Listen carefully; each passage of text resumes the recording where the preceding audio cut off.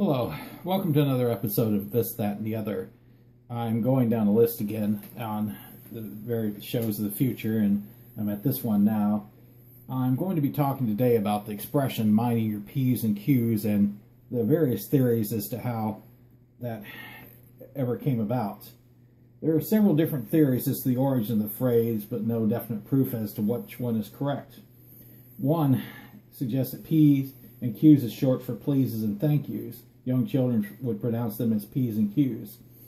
Another origin is English pubs and taverns of the 17th century. Bartenders would keep a watch on the alcohol consumption of the patrons, keeping an eye on the prints and quarts. So they would mark them with pints and quarts. They would mark the units with a P or a Q. That's another theory. Another origin came from the French instructions to mind one's P's, P-I-E-D-S, and feet, and Q-U-E-S, quays, wigs, while dancing. However, there is no French translation of this expression. Another origin could be from sailors of the 18th century who were reminded to pay attention to their P's, peacoats, and Q's, ponytail.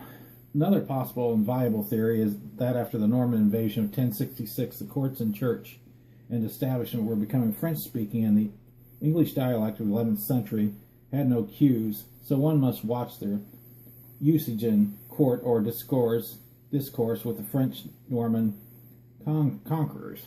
Another possible theory is at least similar expression comes from 17th century slang. P and Q meant prime quality or highest quality.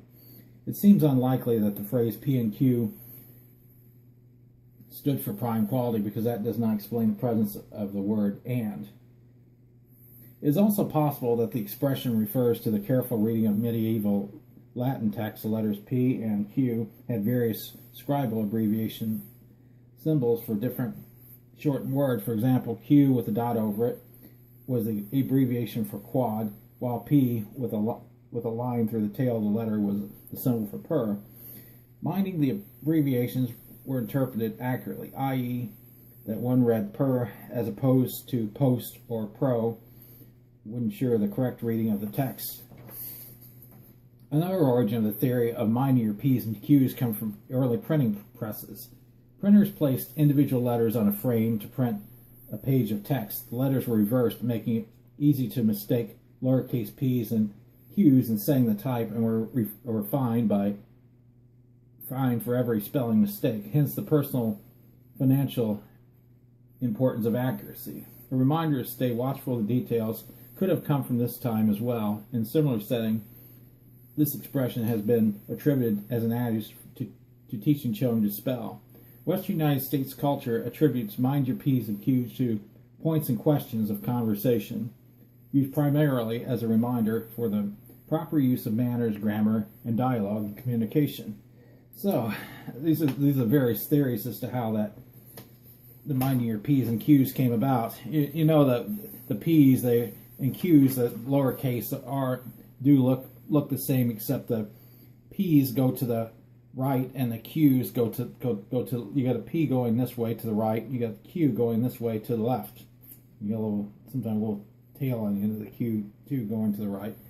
And that's the various theories. Personally, I think the one that's most logical, makes the most sense, is the story about the printing press.